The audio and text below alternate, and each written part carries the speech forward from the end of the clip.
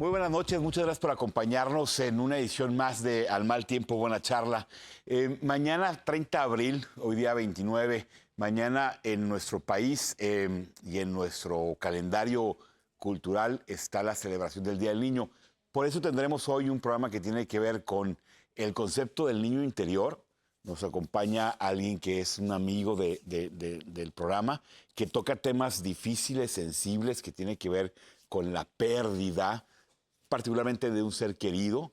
Hoy hablaremos de un concepto bien importante, para mí desconocido, que es la pérdida del niño interior, pero también en una segunda parte del programa hablaremos bajo el pretexto de que la vida es un privilegio y es un regalo que se agradece, que tiene sinsabores y muchas alegrías.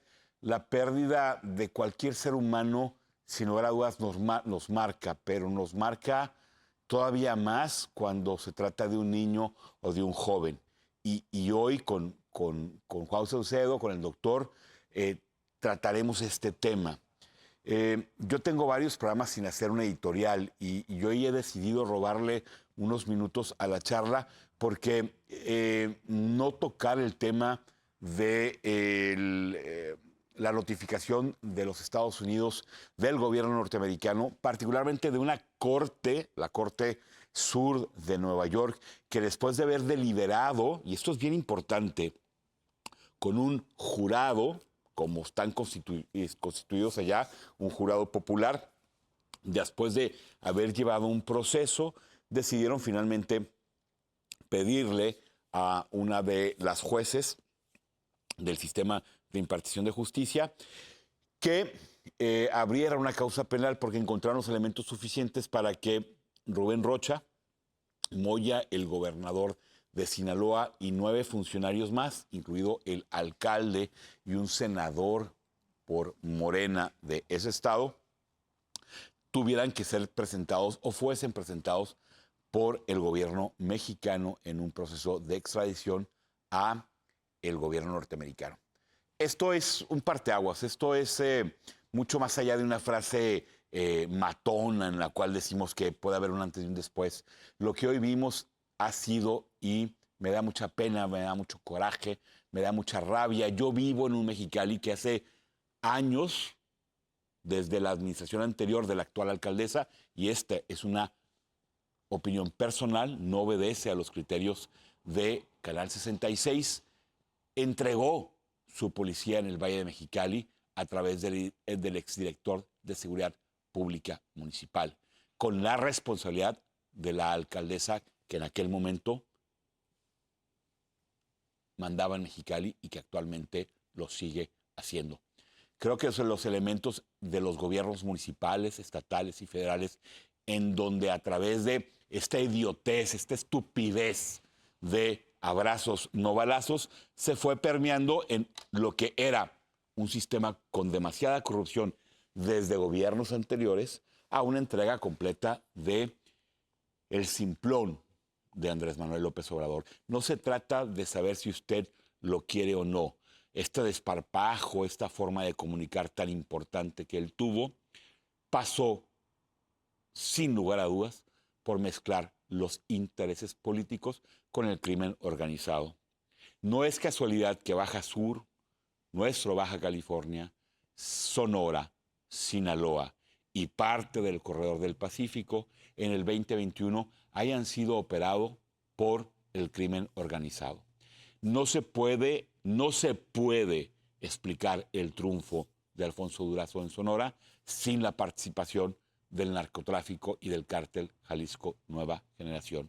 Como no se puede entender que haya un gobernador como Rubén Rocha en Sinaloa, que pactaba y era el operador político del narcotráfico en Sinaloa, del cártel de Sinaloa, particularmente del Mayo y de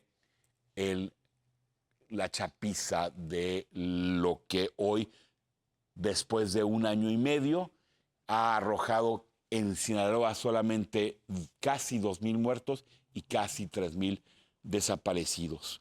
Lo que el día de hoy vivimos en México es el primer requerimiento del gobierno norteamericano en solicitar que un gobernador, a quien, por cierto, al igual que nuestra actual gobernadora, y esta es una opinión mía, única, personal, como lo fue con su esposo o su ex esposo, Carlos Torres, se le retiró la visa en prácticamente las mismas fechas.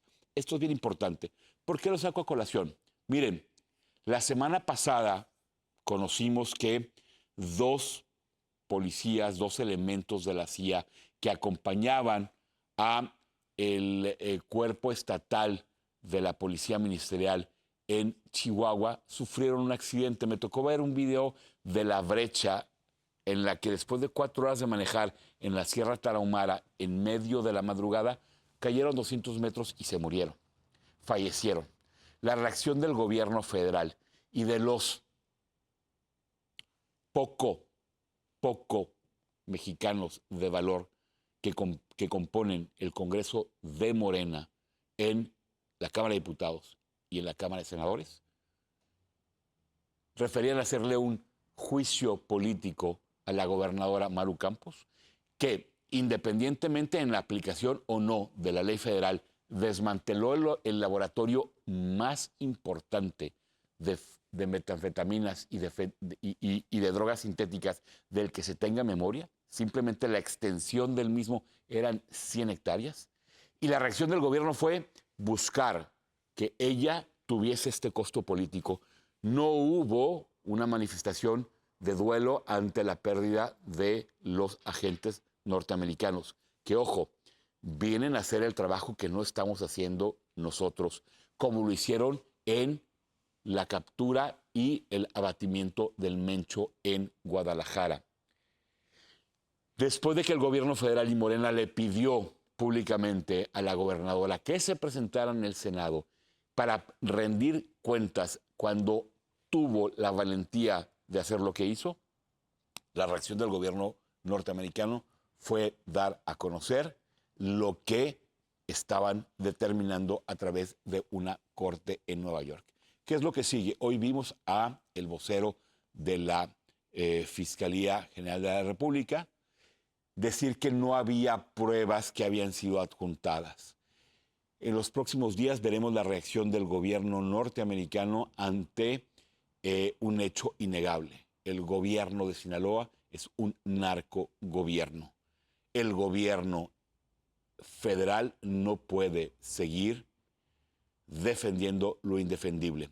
Para muestra basta un botón. Veamos este video para que usted vea a lo que me refiero. Adelante, producción.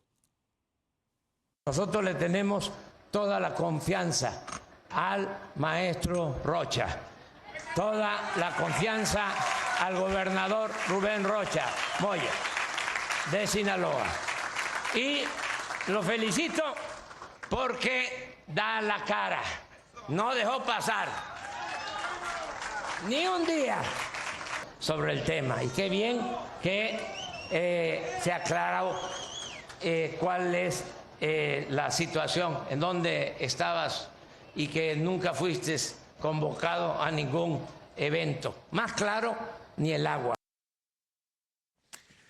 10 días después de que el gobierno de Sinaloa fue evidenciado cuando el Mayo Zambada fue detenido por una fracción de la familia Guzmán, donde el enemigo político de Rocha Moya fue el exrector y exalcalde de Culiacán, asesinado, según el Mayo Zambada, en la presencia de Rocha, aquel entonces presidente de la República, Andrés Manuel, forzó a Claudia Sheinbaum a ir 11 días después a Culiacán y lavarle la cara a Rocha Moya. ¿Qué va a seguir? No lo sé.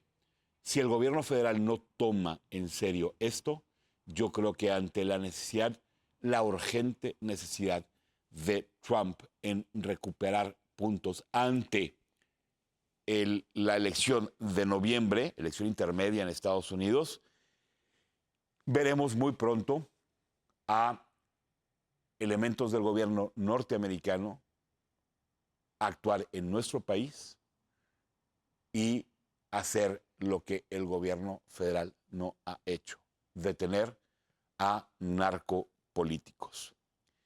Yo creo que hoy hay muchos gobernadores preocupados.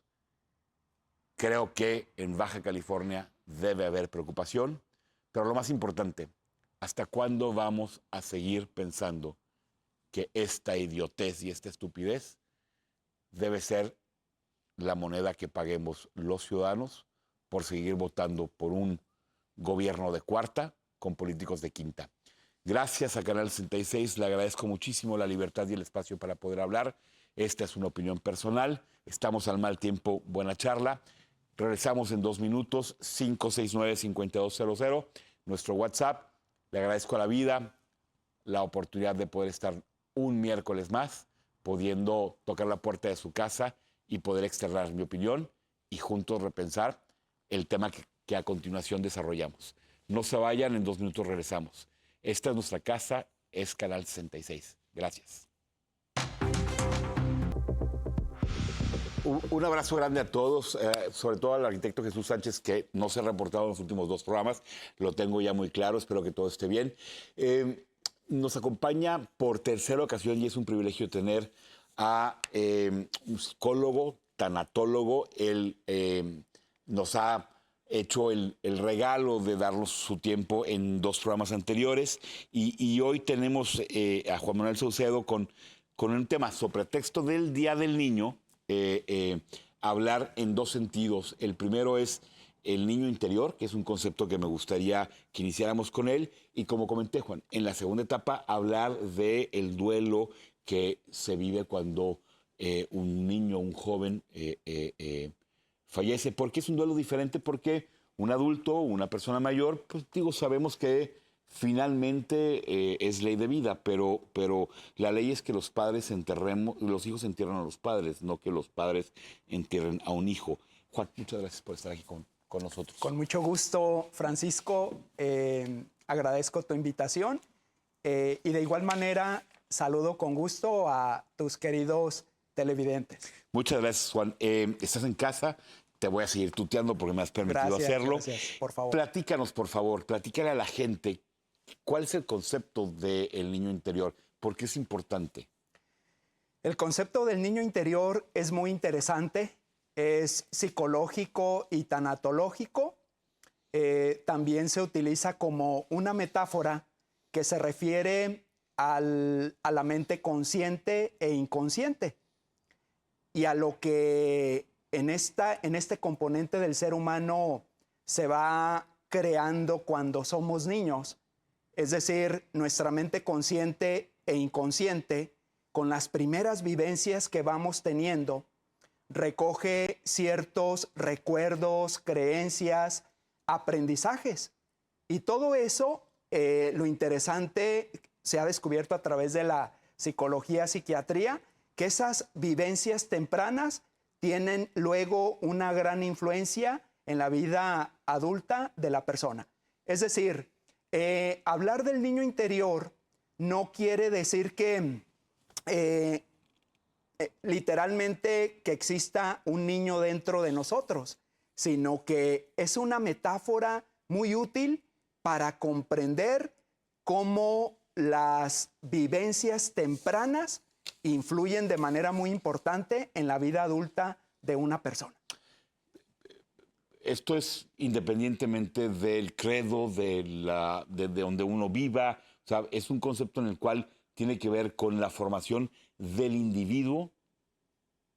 Sí, de acuerdo. En cualquier parte. En cualquier parte. Todos tenemos un niño interior. Sí, exactamente. Creamos o no en la psicología, tengamos o no sí, claro. algún conocimiento, todos tenemos. Exacto. Me refiero a que nosotros vamos registrando cierta manera de pensar, sentir y actuar en ciertas circunstancias cuando somos niños, y esto tiene una gran influencia a través de nuestra vida y hasta la etapa adulta. Juan, entonces, parte de la formación, y desconozco del tema, te agradezco muchísimo el que lo traigas a la mesa, parte de la formación de ese niño interior tiene que ver con cómo percibimos el cariño, cómo somos tratados, cómo culturalmente encontramos la forma de crecer en un hogar, o son cuestiones diferentes.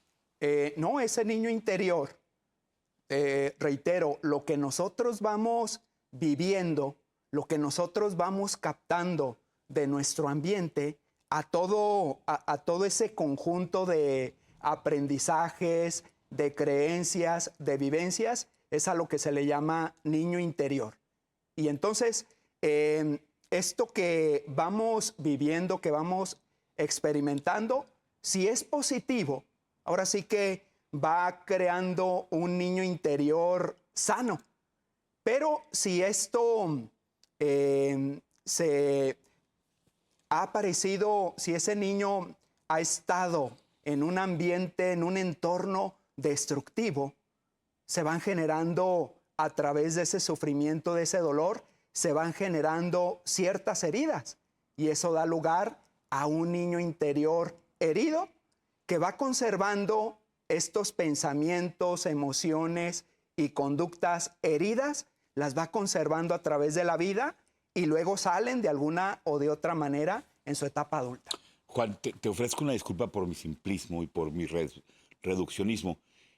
Cada vez me convenzo más que por diferentes motivos, particularmente la sociedad en México, sobre todo ante el clima de violencia extrema, de niños de 14, 15 años que son sicarios, de gente que se vende al crimen organizado y mañana pueden torturar y descuartizar, ante tanta violencia que vivimos. ¿Tiene esta relación con un niño interior roto, con un hogar que no tuvo la posibilidad de brindar condiciones idóneas para que ese niño interior hiciera un adulto sano? ¿Esa sería una explicación que vendría al tema? Sí, claro. Hay dos situaciones que influyen de manera muy importante en el niño interior, en la persona, en la primera etapa de la vida. Una, que no se hayan cubierto ciertas necesidades primordiales. Por ejemplo, la necesidad de ser amado, la necesidad de protección, el tener un entorno seguro, un entorno en donde haya distintos actos de amor, abrazos, palabras de afirmación, palabras de cariño. Por ejemplo, también la necesidad de recibir una buena formación que le ayude a la persona a desarrollar una personalidad segura, una personalidad con excelente autoestima. Entonces, ese es uno de los aspectos. Si no se cubrieron esas necesidades básicas primordiales, seguramente el niño crecerá con ciertas heridas y la persona tendrá un registro de esa primera etapa, ese registro al que le llamamos niño interior, lo tendrá herido, por un lado. Y por el otro, el entorno influye. El entorno es importante. Y si el niño está en medio de ciertos entornos destructivos, en donde hay violencia, en donde hay maltrato, en donde hay descuidos, en donde ese niño se siente ignorado, pues obviamente esto también le va a doler, le va a lastimar y eso en el futuro va a tener graves consecuencias. Entonces, si no hay un entorno seguro, si no hay un entorno amoroso, esto puede generar heridas de la infancia con un niño interior lastimado. Juan, no quiero sonar melodramático, de verdad, me quedo sin palabras porque a mis 57 años estoy encontrando que gran parte de lo que sucede en nuestra comunidad y en nuestra sociedad son estas heridas que han hecho que los adultos no tengamos la capacidad de ser personas de bien.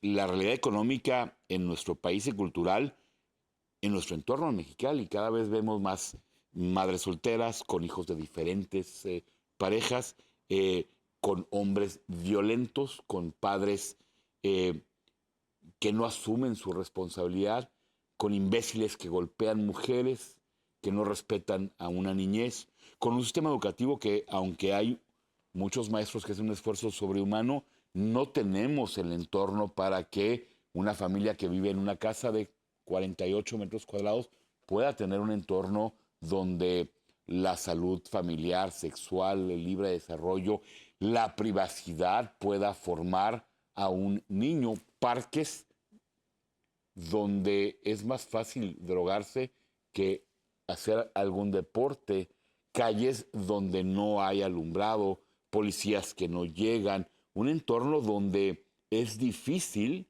si no tienes el regalo de la vida, de nacer en un hogar estable, donde cada vez son menos los hogares que pueden llamarse con posibilidades de dar un ambiente. Oye, esta herida del niño interior debería ser un tema de gobierno a todas luces para poder tener ciudadanos y gente de bien. El gobierno nos está fallando y no es caer en la idiotez de que el gobierno falla. Esto explica por qué somos lo que estamos haciendo.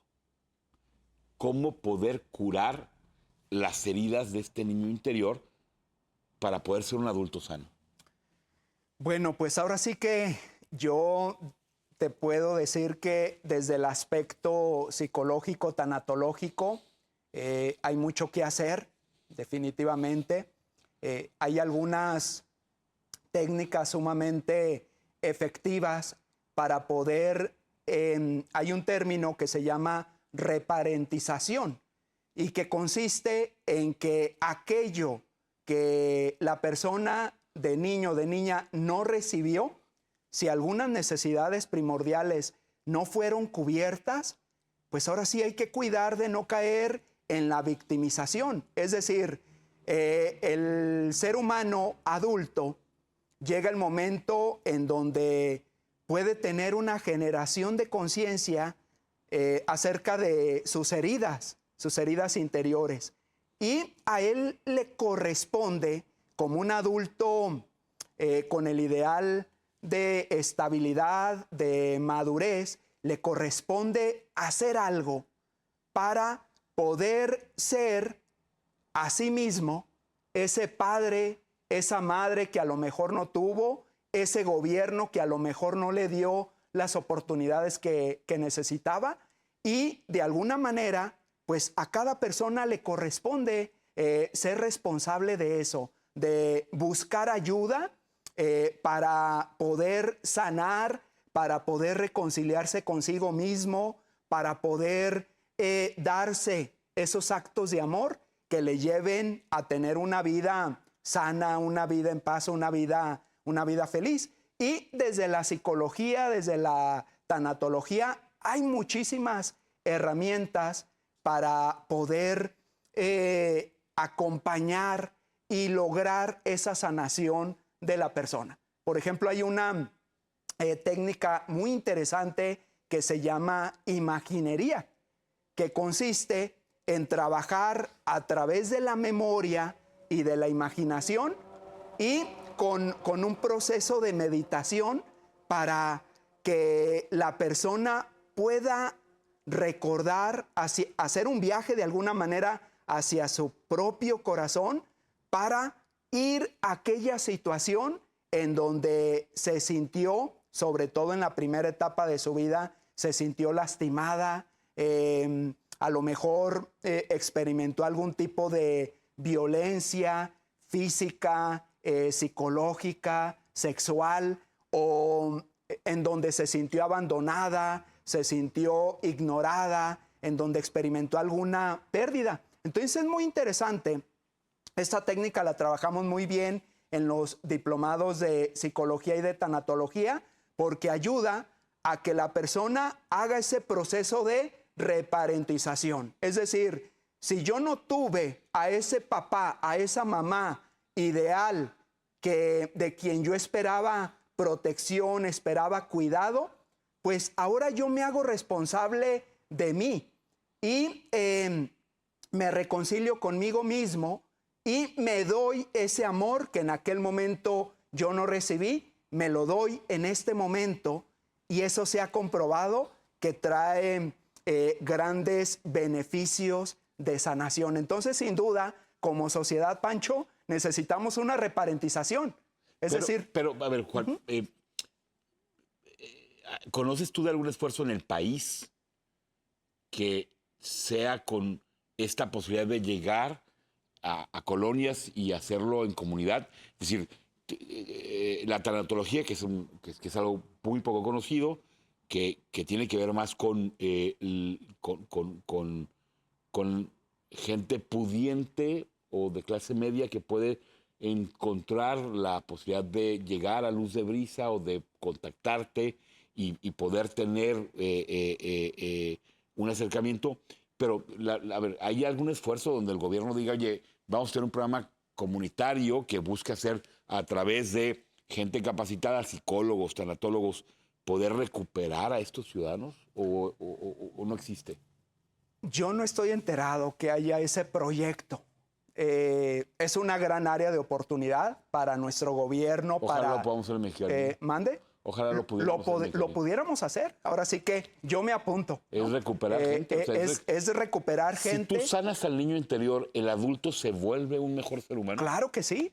Es decir, si tú acompañas al adulto para que pueda reflexionar en su propia vida y pueda llegar a esos recuerdos que le lastimaron, tú vas a recuperar al adulto y vas a recuperar también a esa infancia sana, saludable, hermosa que toda persona merece y necesita. Hay esfuerzos, sin duda hay esfuerzos. Por ejemplo, en Luz de Brisa se está haciendo esta labor de conectar con la sociedad, de buscar a esas personas que... aparecen, perdón, Juan, aparecen los datos de Juan y de Luz de Brisa cuando tú estás hablando durante el programa, perdóname. Sí, claro, entonces hay esfuerzos, como también otro grupo tanatológico que es Alas de Eric, Prohibido Rendirse, también Luz de Brisa. Manuel Aguilar. Exactamente, entonces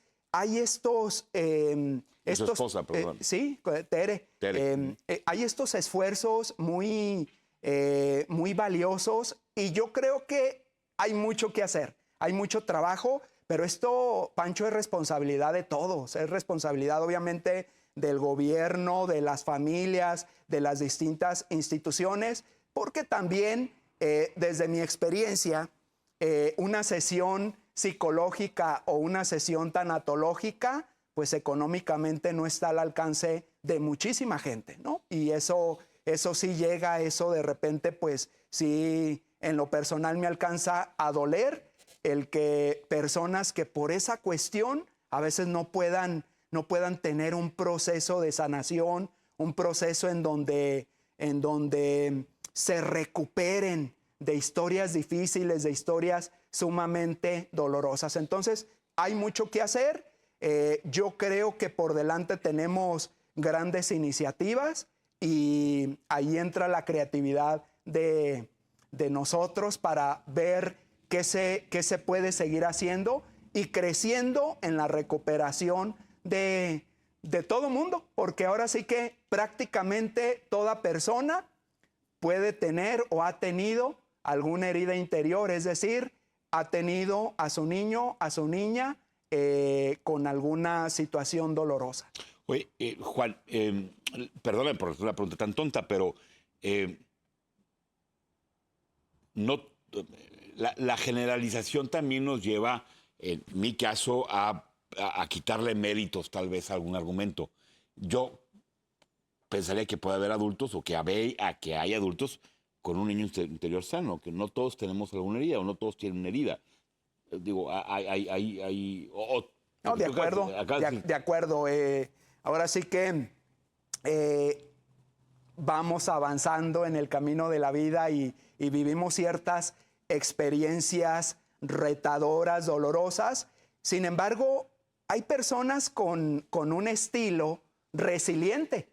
Es decir, hay gente con una gran fortaleza mental y emocional que pudo afrontar de mejor manera ciertas situaciones, ciertos entornos destructivos, y gracias a Dios tenemos muchísima gente sana también, o que se han preocupado por trabajar en sí mismas, porque de repente vemos personas así, o sea, muy sanas, maduras, estables, muy bien formadas. Sin embargo, pues no sabemos cuáles son esos procesos que han tenido que transitar para poder llegar a ser lo que son. Entonces, claro, hay de todo, ¿no? Hay personas que han salido adelante, que han llegado a un nivel de sanación muy especial, muy hermoso. Hay personas que ahí la llevan en sus procesos, y hay quienes pues desearían atenderse, desearían ver qué pueden hacer para lograr conectarse con la felicidad, para lograr disfrutar de la vida. Y pues ojalá que todo mundo tenga acceso a esa atención espiritual, mental, emocional que necesita y que es necesario. Un tema muy nuevo para mí, un tema muy nuevo, yo creo, para todos.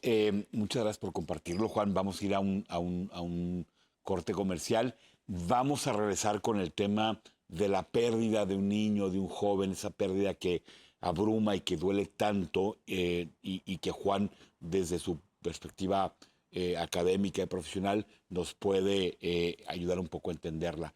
Luz de Brisa está junto con el teléfono de Juan apareciendo en pantalla.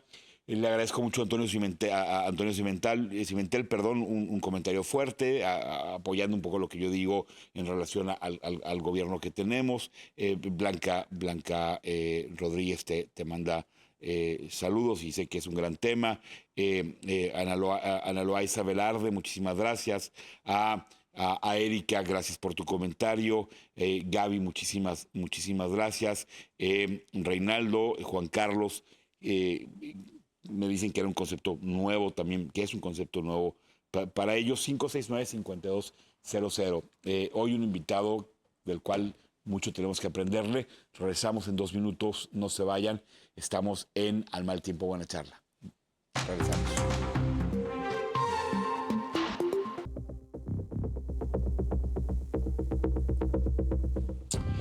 Gracias a Gustavo García y a las personas que nos están marcando. En esta segunda etapa del programa, nos quedan 20 minutos, me gustaría platicar y que platiquemos con Juan respecto a la pérdida de los hijos o de los niños y de los jóvenes.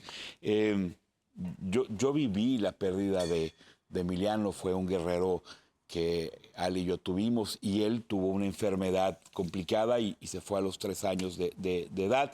Y son dolores que uno tiene que aprender, pero igual el argumento de que el padre tiene que ser enterrado por el hijo y no viceversa aplica a un niño pequeño o a un joven, ¿no?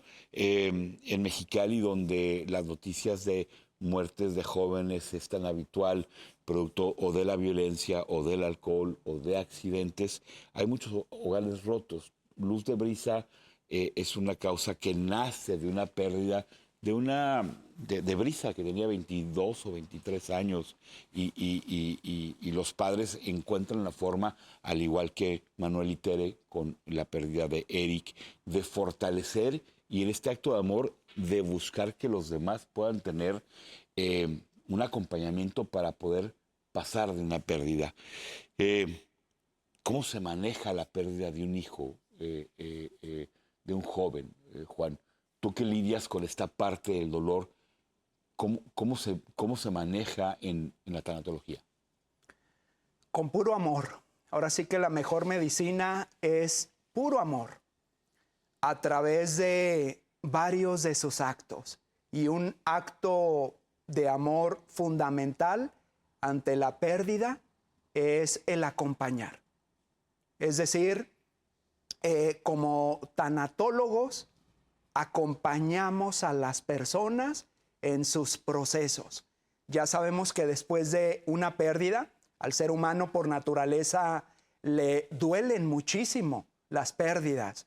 Y no se diga por el fallecimiento, por ejemplo, de un niño, de un joven. Entonces, después de una pérdida, viene un proceso de acomodamiento emocional en donde hay también un recorrido en donde lo que se quiere es una cicatrización provocada ante una herida provocada por la pérdida. Entonces, se acompaña a la persona en este proceso de duelo. La palabra duelo viene del latín dolus doli, que significa dolor. Entonces, es un camino doloroso en donde se van transitando distintas fases, como la fase de la negación. La persona no se la cree lo que pasó, el cerebro no asimila lo que está sucediendo. Luego viene el enojo, es una fase muy común y muchas personas en duelo viven este enojo. Y esta emoción, el 100% de las veces, está relacionada con la injusticia. Es decir, cuando nos enojamos es porque estamos percibiendo que algo es injusto. Y respecto al duelo, llegan preguntas en los dolientes que tienen que ver ¿por qué? ¿Por qué él? ¿Por qué ella? Particularmente en un joven o en un niño. Sí. Claro. ¿Por qué mi niño? Si estaba comenzando a vivir, si nosotros teníamos tanta ilusión por verlo crecer, por acompañarlo, por verlo triunfar. ¿O por qué este joven, si tenía tantas ilusiones, proyectos, tanto futuro, tanta vida por delante? Entonces vienen las preguntas, ¿por qué? ¿Sí? ¿Por qué se fue? ¿Por qué nos tocó a nosotros? Y entonces esa es la fase del enojo, en donde incluso las personas se enojan con Dios. ¿Por qué te lo llevaste? ¿Por qué lo arrancaste de mi vida? Etcétera. Se enojan consigo mismas. Lo que estás diciendo yo lo viví. Me estás describiendo por lo que pasé. Sí, y en esta fase del enojo también es muy común que aparezca la culpa con los hubiera. Si yo hubiera demostrado más amor, si yo me hubiera movido, si hubiera buscado otro hospital, otros médicos, si le hubiera abrazado más, si le hubiera dicho cuánto le quería. Entonces hay una mezcla de esos sentimientos que acompañan al enojo y que hacen muy duro este proceso. Pero luego sigue otra fase que es la negociación. Es decir, sobre todo esta fase se da mucho en personas de fe, en personas religiosas que elevan sus ojos a Dios y le dicen: Señor, hazme el milagro. O sea, antes de que fallezca, por ejemplo, la persona, el niño, el joven, hazme el milagro y yo te prometo un cambio. Yo voy a ser una mejor persona, yo te voy a ofrecer esta manda, etcétera. Y confían en que pueda suceder algo. O también, cuando ya el niño, el joven ha fallecido, viene la negociación en forma de: Dios mío, ya no te lleves a nadie más. Ya dame la oportunidad de tener un descanso porque estos procesos han sido muy dolorosos. Entonces es la etapa de negociación. Después viene la etapa de depresión. Es sumamente común esta etapa en donde la persona llega a vivir síntomas de un trastorno depresivo. Es decir, la persona puede tener problemas de sueño, de apetito, de peso.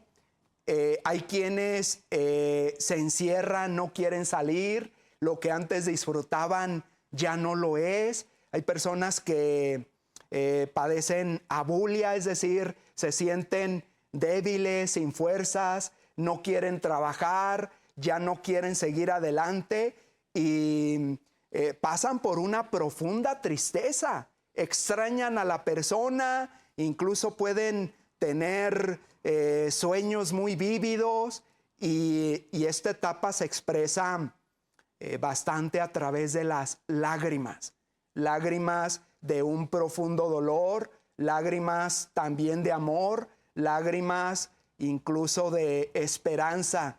Y en esto ayuda mucho la fe, como ya lo hemos platicado en otra ocasión, ¿no? Esas lágrimas de esperanza al decir, pues te me adelantaste en el camino, mi niño, mi niña, mi muchacho, pero en algún momento yo sé que me voy a encontrar contigo, porque la muerte solamente es un paso, es una puerta hacia la vida eterna, en donde, como se menciona en una oración, en la vida eterna nadie estará triste, nadie tendrá que llorar. Y esto es un gran consuelo para las personas cuando están en la fase depresiva, en la fase de una gran tristeza y, como te lo comentaba, con otros síntomas propios de la depresión. Pero el duelo y en este acompañamiento que se le da a la persona, el duelo, que nos quede claro, Francisco, tiene un principio y tiene un final. Es decir, el duelo es para transitarlo, no para quedarte estacionado en él. Y es bien importante aclarar esto, porque hay personas que piensan que el duelo es para toda la vida, y no es así. El duelo también es un proceso de transformación amorosa.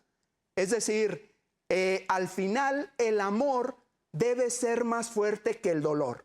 Si nosotros pusiéramos en una balanza al dolor por la pérdida y al amor, tendría que pesar más el amor. Entonces, a final de cuentas, el trabajo tanatológico tiene que ver con eso, con el animar a la persona para que se imponga el amor, para que todas esas emociones propias del proceso de duelo al final se vayan transformando en puro amor.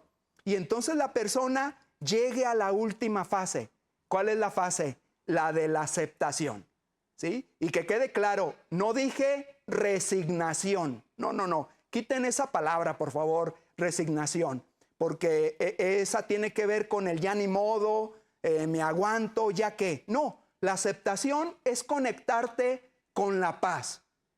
Es efectivamente darte cuenta que sí pasó esa pérdida, que fue tremendamente dolorosa, pero que también ya pasó. Y cada persona tiene su tiempo. Desde la tanatología se ha descubierto que, por ejemplo, un duelo por la muerte de un niño o de la buena pareja o de un joven puede durar desde 6 meses hasta 2 años. Pero a fin de cuentas cada quien tiene su tiempo. Pero hay que llegar a la aceptación.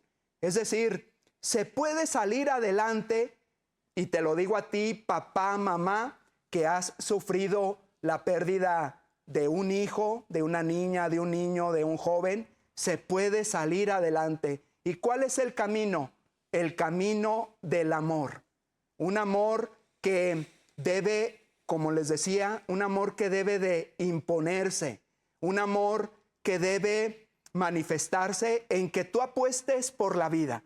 Hay una frase de Santa Teresa de Ávila, una gran santa española, que ella decía: no te mueras con tus muertos, vive por ellos. Entonces el amor nos lleva a eso, nos lleva a la vida. Recordemos que uno de los significados poéticos, simbólicos del amor es sin muerte. Sin, mor mortis, muerte. El amor es pura vida. Por lo tanto, si nosotros le preguntáramos a esas personas que ya se nos han adelantado en el camino, que ya han trascendido, ¿cómo me quisieras ver? ¿Sí? ¿Cómo quisieras que yo viviera de ahora en adelante? Yo creo que si ellos nos respondieran, tendría que ver la respuesta con: te quiero ver feliz, ponle ganas a la vida, encuentra maneras en las que me honres, sigue tus proyectos, aprovecha cada instante que Dios te da, porque ¿sabes qué, Pancho? La vida son 3 días, se nos va volando.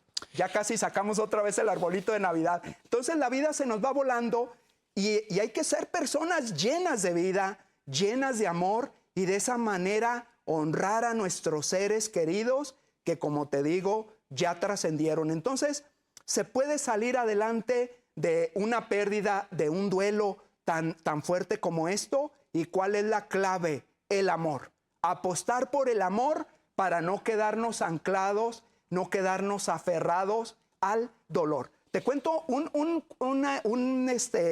ojalá tuviésemos 2 horas más. que se me vino a la mente. Ojalá tuviéramos 2 horas más. Fíjate, Pancho, el otro día estaba leyendo un cuentito en donde se habla de un alpinista.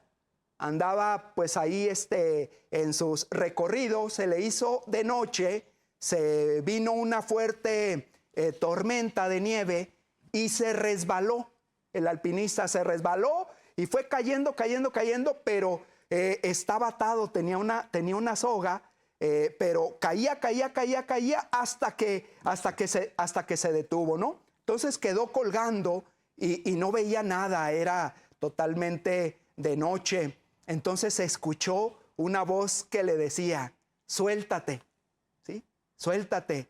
Y entonces el alpinista dijo, ¿cómo? O sea, si eres Dios, supongo que eres Dios, ¿por qué me dices que me suelte? Y otra vez la voz, suéltate, confía, suéltate. Y él no confió, no dijo, no, aquí quiero todavía vivir, ¿no? Entonces no se soltó.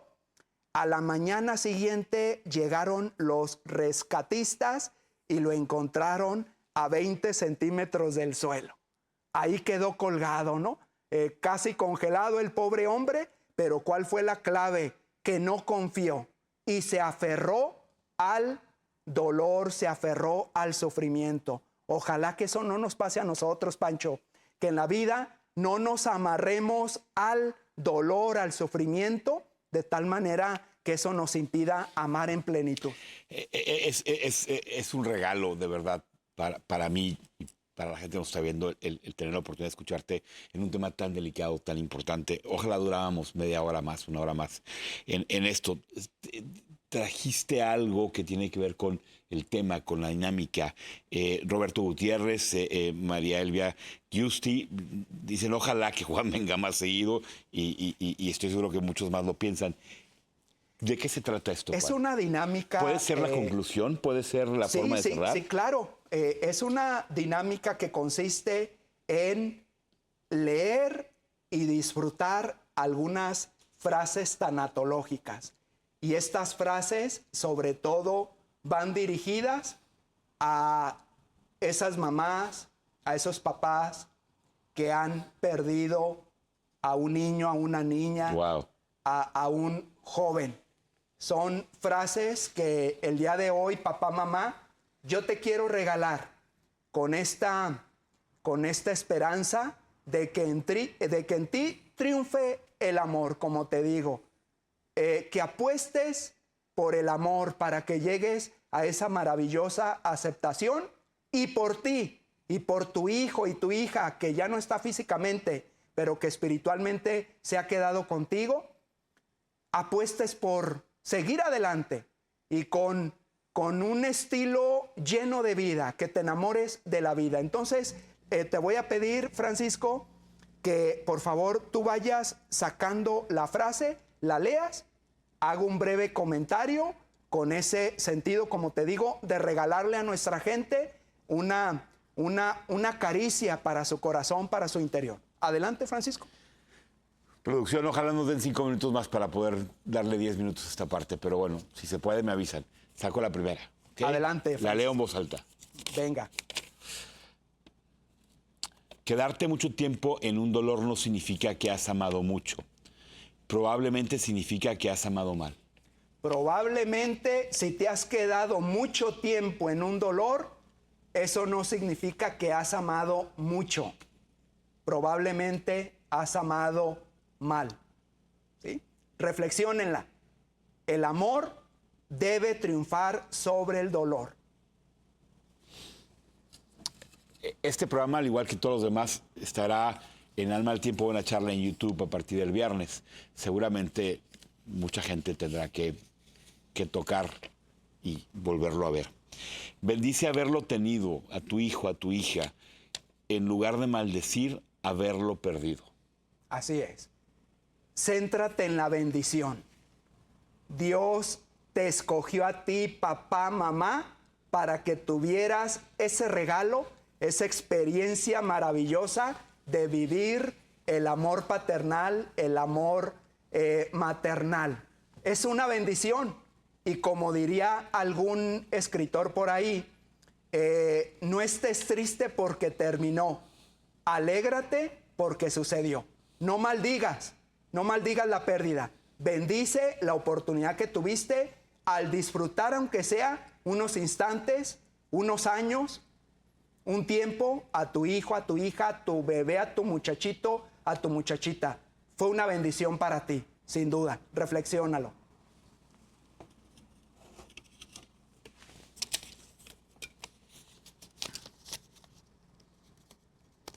Perdón.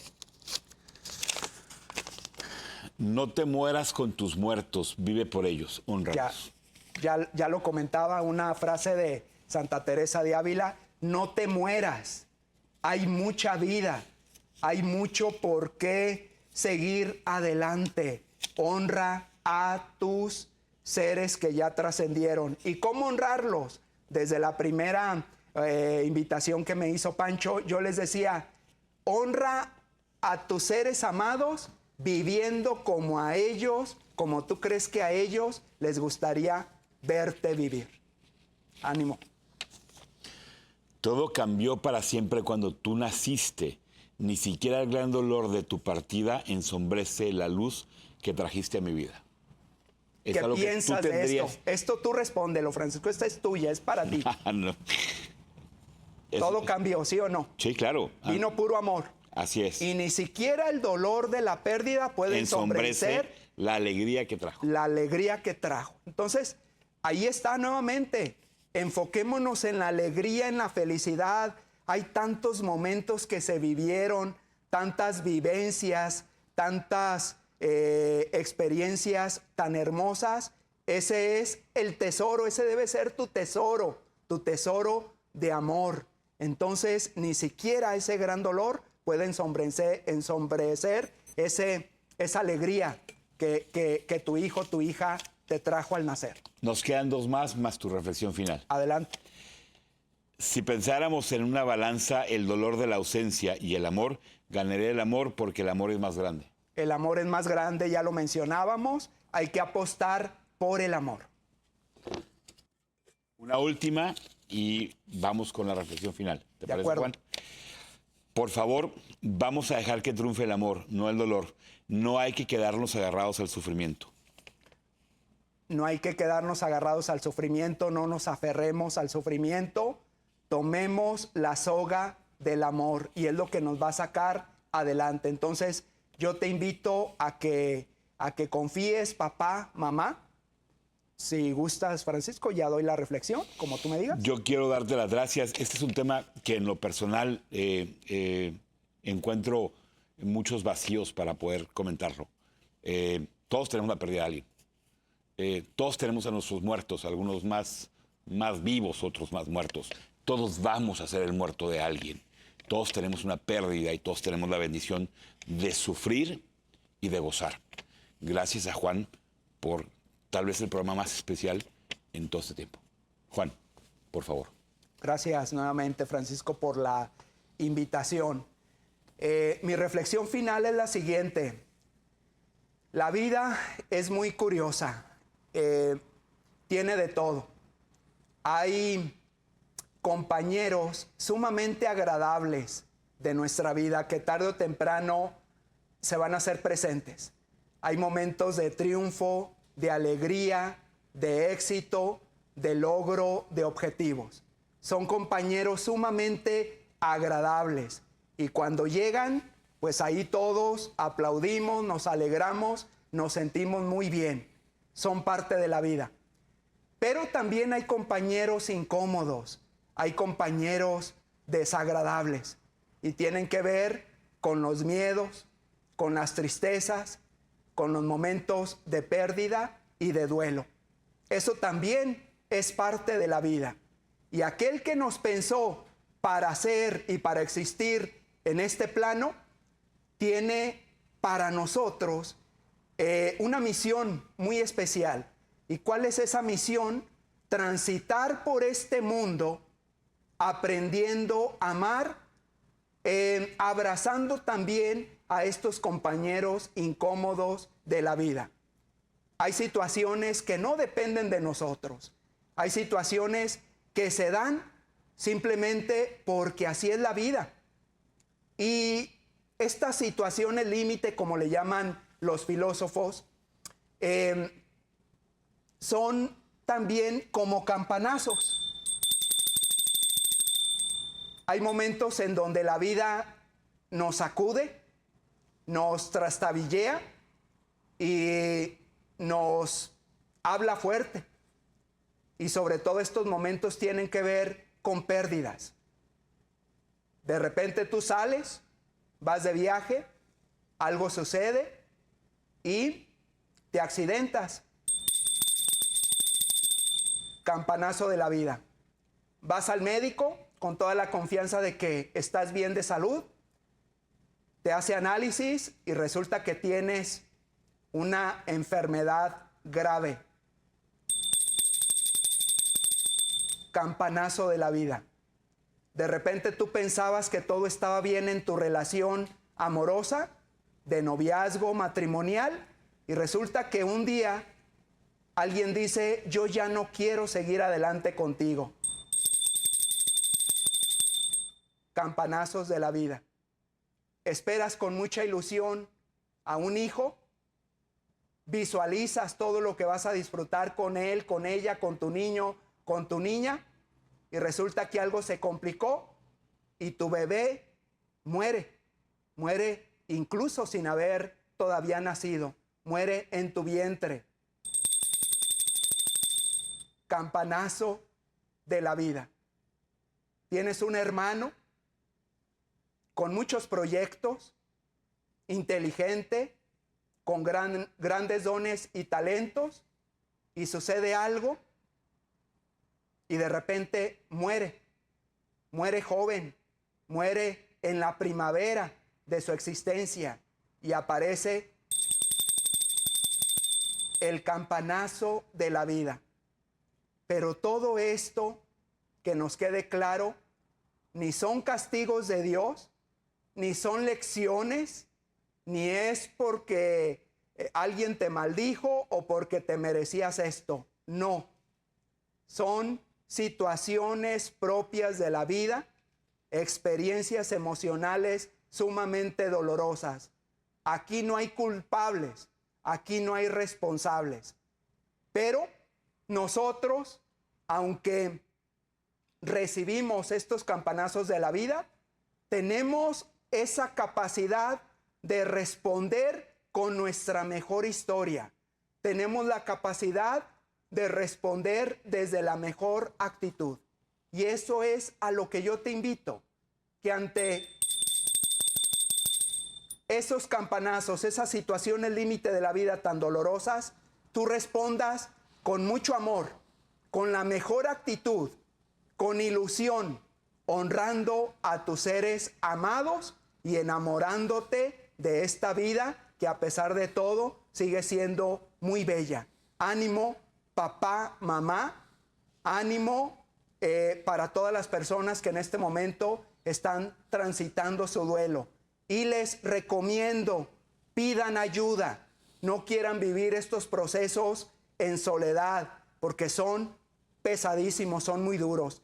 Pidan ayuda, busquen a una persona virtuosa a quien le tengan confianza, ábranse, platiquen o busquen ayuda profesional, psicoterapéutica, tanatológica, psiquiátrica. Hagan algo para poder transitar con un gran sentido este proceso doloroso y llegar a una aceptación en donde triunfe el amor.